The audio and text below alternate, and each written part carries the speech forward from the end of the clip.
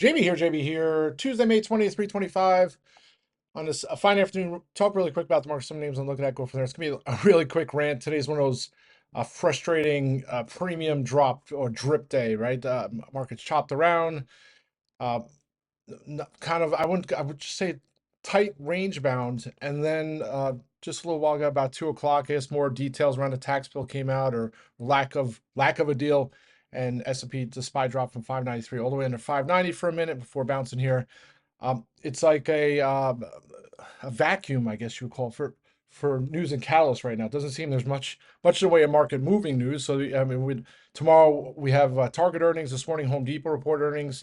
That stock reversed from the green into the red.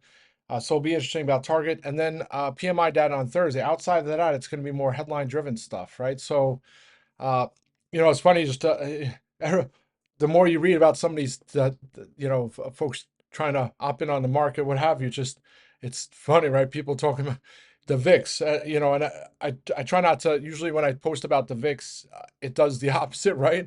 But the S&P was down close to over 0.75%. The VIX was barely in the green, and all things considered, where it was only a couple of weeks ago, you would think there would be some life in it, and there hasn't been. 1 o'clock, it was down at 1770. So it seems like the fear is still coming out of the market, and we're multi week highs. Unfortunately, it looks like the winning streak is coming to an end. So 6 day winning streak. So 17 of the last 21 days will be in the green. So that's pretty impressive. And then sometimes you hate seeing pullbacks, but at least a little consolidation. I think that bodes well for more upside because I think even if you're extremely bullish, it's like, wow, we've come so far so fast. I mean, albeit it was self-induced, but uh, yeah. So that's kind of quick on the overall markets. I mean, look at the VIX is up uh, 0.25% barely. It's up 0.05, 1819. I'm sure we move a little higher on the SPY. The SPY's down half percent now, a little more than that. It's probably gonna be back into the red. So, the VIX is not always pointed the great picture back at the election day. That was rough watching the VIX above 20 for a while, wondering what the heck is going on. But a lot of times it kind of helps, part of the tool belt, right? The VIX, the moving average, the even like watching yields before when the market was tumbling, I tend to put up the 10-year just to see where that's going, just because sometimes you see these moves and you wonder if there's a catalyst, right? And the 10-year is down. That's US dollars down about 0.3%. And then you go to why don't I have this up here? Well, I don't. All right. All right. So now just some individual names. So the SPY, I talked about chopping between 597 and 586. That's probably the range. I prefer obviously more towards the top range. And I was hoping if we did get weakness, we'd hold 590. Looks like we'll hold that for now. We're only a small blip under it at 3 o'clock. And then maybe a test of 600 towards the end of the week. So we'll have to see how things all play out. Obviously, today's not helping, but I don't think it will take much uh, for a rally towards the end of the week, especially if the PMI data comes in better than expectations. All right, now just quick on individual names. I've been talking about adding some more deck, and deck has been a great one to play it on the bounce for tariffs. Uh, but I was looking to play for premium build into earnings. Finally, it was breaking 129, 130. I went and got some spec calls for their earnings after hours. So the plan is, and I was looking at 155s and 157.50s, but I the plan is that the premium, well, you would hope, I was hoping the stock was going to have some continuation today, but I figured if it gets up to 135 plus, maybe even 137, the calls will be a double, lock some in, ride the rest. If not, I'll probably just close them out before the report. So that's kind of the plan there. The plan's not working, similar to what happened with Walmart. But I'll revisit tomorrow. I'm not sure if I'll pull the plug just yet, but I'll hold those. Keeping things small this week so far. Biogen still, I say go up and to the right. I mean, over the 50-day moving average for the second day in a row, it actually looked like it was going to break out in the morning, then pulled back, then looked like it was going to break out again over 131 in the afternoon, almost hit the highs of the day, and then pull back with the rest mark. But it's still sitting nice here. Calls are still green, so I'll continue to hold those. I think it's only a matter of time. 5 to 7% is going to make the 135s a substantial multi-bagger. So that's kind of the thought process there. Uh, Other names going today, like GameStop, almost up to $29. I'm still holding the calls there. I mean, there's got to be an update soon. They won't do an earnings till the end of June, probably. They haven't announced their date yet, so you would think there would be an announcement in between the last earnings, right? I mean, so Still holding my calls, not going to add anything there. And then same with VKTX. That's up 4.5% today, but my calls are pretty much back into black. Like I said, kind of like on autopilot, so I'm not going to touch those uh, pending data, right? So data is going to come at the end of July and into August. Um, Reddit's laying an egg here. I mean, disappointing. So Google has their AI conference or their developer conference today. So you see a lot of volatility on Google.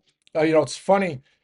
All these platforms that have AI is kind of like, I used to think it was like a code word for Google search, right? Because back before there's really developed programs, it was like they just gave you, it was like they just search more things. I don't know how to put it, but now as you see it evolve and some of the crazy stuff that you can do with, you know, you could spend a day and just fool around with like Grok or ChatGPT or what have you, and just see some of the crazy stuff that you can do, uh, coding and all the crazy stuff. But uh, to see Google come out with their updated search platform, it's like, I remember, I think it was like Mark Cuban was short or negative on Google back in the day. I think it was because of YouTube.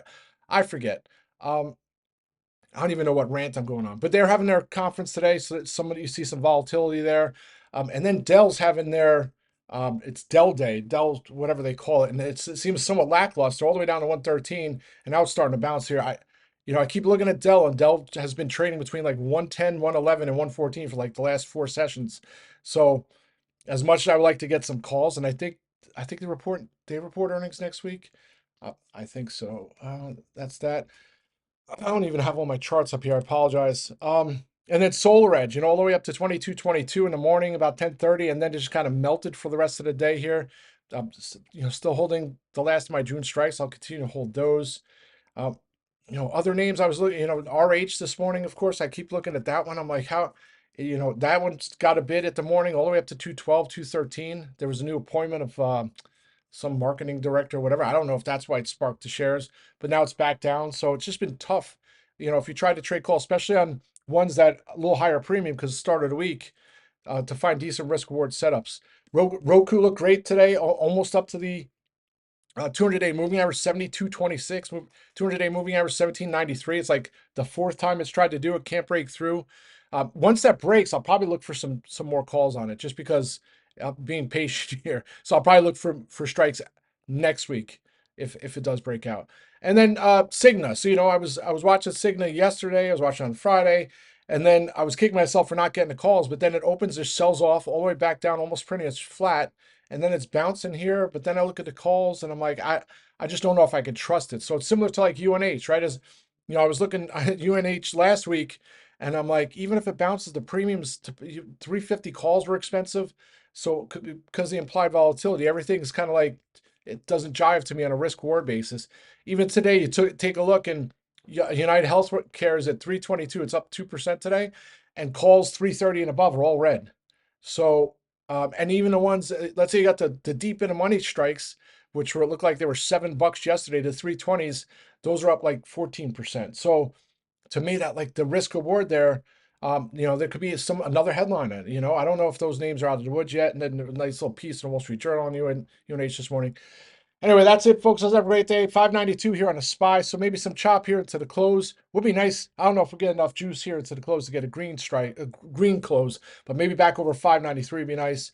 And then some chop. Well, hopefully just more footing for the market, and then possibly 600 at the end of the week. Let's have a great day, folks. I'll be back. Rock and roll.